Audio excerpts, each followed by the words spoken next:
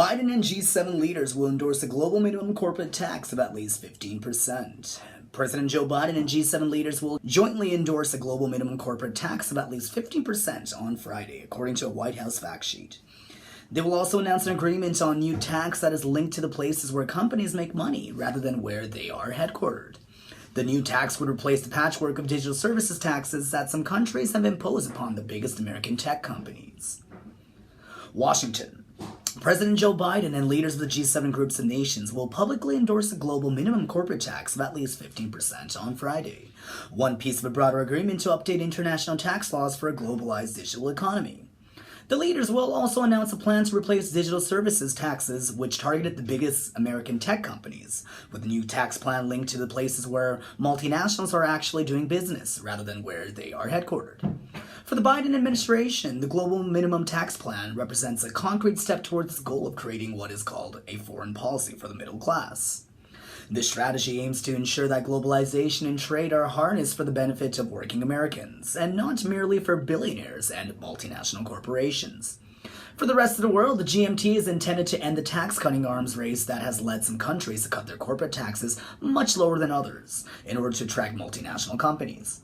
If widely enacted, the GMT would effectively end the practice of global corporations seeking out low-tax jurisdictions like Ireland and the British Virgin Islands to move their headquarters to, even through their customers, operations, and executives are located elsewhere.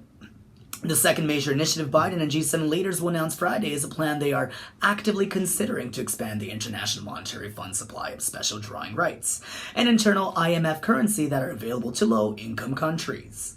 This plan is aimed at expanding international development financing to poor countries and helping them to purchase COVID vaccines and recover more quickly from the pandemic's effort, according to a White House fact sheet. The White House also said G7 leaders will agree to continue providing policy support to the global economy for as long as necessary to create a strong, balanced, and inclusive economic recovery. But it is the GMT plan that has the greatest potential to impact corporate bottom lines and influence investor decisions. The G7 tax agreement will serve as a springboard to getting broader agreement at the G20, said a senior administration official who spoke to reporters on background in order to discuss ongoing talks. A joint statement issued Thursday by Biden and British Prime Minister Boris Johnson offers a preview of what to expect from the global tax agreement between G7 partner nations.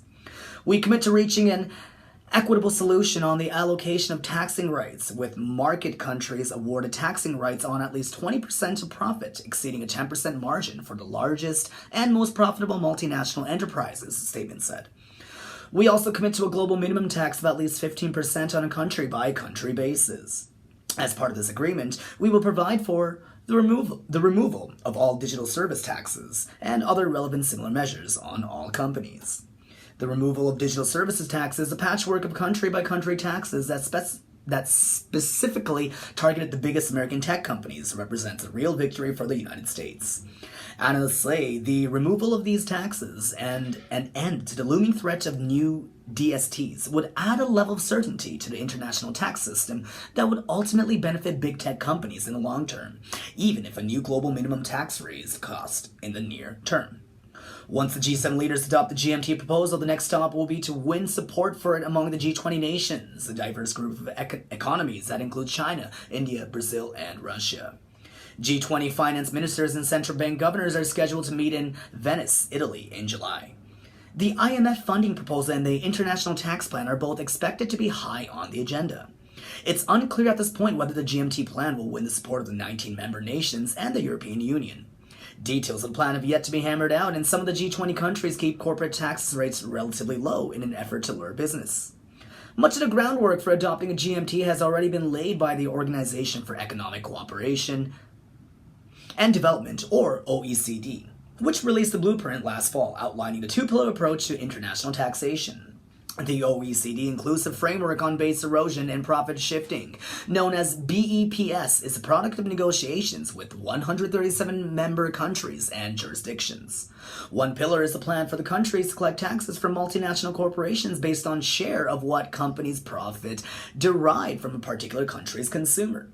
The second pillar is a global minimum corporate tax, a set rate of at least 15% that would apply even when tax rates in a particular country are lower than that.